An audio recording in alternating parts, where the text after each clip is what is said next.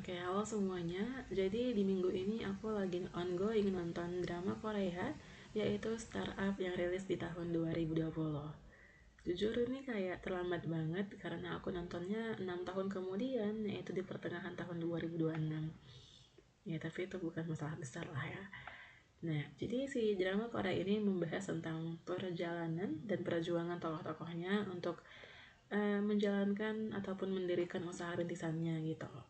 Yang mana di masa itu tahun 2020 tuh cukup hype gitu, orang-orang bikin startup, orang-orang bikin usaha yang udah mulai bergeser ke arah digital gitu.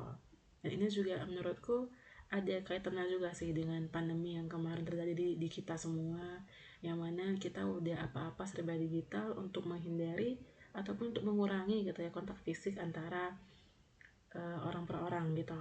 Nah, jadi uh, momentum itu ditangkap sebagai satu bentuk kerja-kerja media gitu ya yang ditampilkan dalam si drama Korea ini kayak gitu.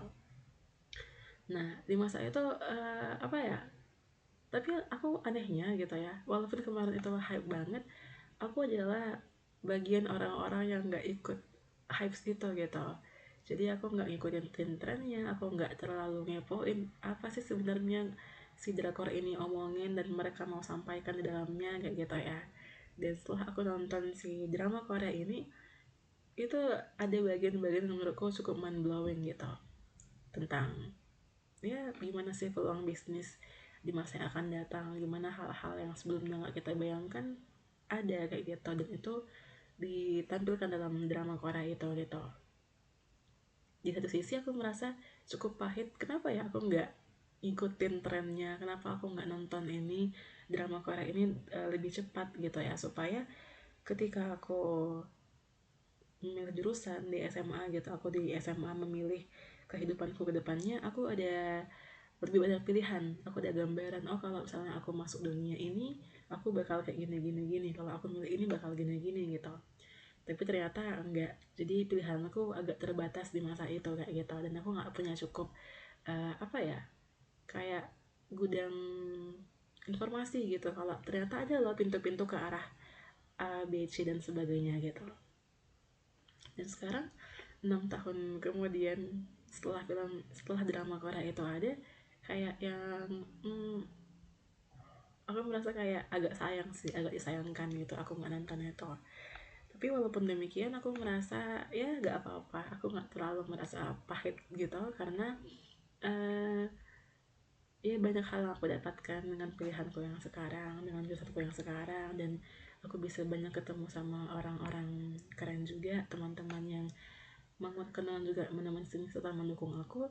Dan walaupun aku nggak sekolah bisnis gitu ya seperti yang aku harapkan di waktu aku SMA, aku nggak menempuh pendidikan formal di dunia bisnis dan juga ekonomi, tapi aku sempat apa ya, aku tuh dikasih kesempatan gitu untuk mendirikan satu usaha di kampusku gitu, yang mana mereka membuka pelatihan bisnis gitu untuk mengajak kita para mahasiswanya menjadi seorang wirausaha.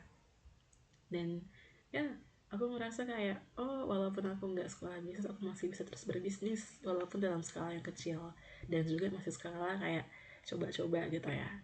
Nah, dan aku merasa mendapatkan banyak pelajaran dari pelatihan bisnis itu, dan sekaligus juga pressure-nya, tekanannya, dan hal-hal yang mungkin gak aku pikirkan sebelumnya waktu aku memilih untuk mau sekolah bisnis deh kayak gitu.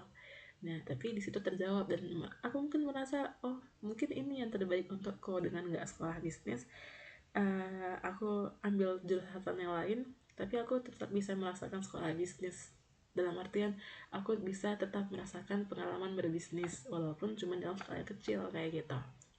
Jadi aku merasa berterima kasih banyak kepada Allah gitu ya, kepada yang maha menuntun, karena udah ngasih jalan yang seunik ini gitu. Walaupun gak sekolah bisnis tapi bisa ngerasain berbisnis, walaupun aku merantau dan aku tinggal sendiri, tapi aku punya banyak pengalaman-pengalaman yang mungkin gak akan aku dapatkan kalau aku memilih untuk fokus di bidang itu, seperti yang aku dambakan waktu SMA kemarin. Jadi ya gitu deh.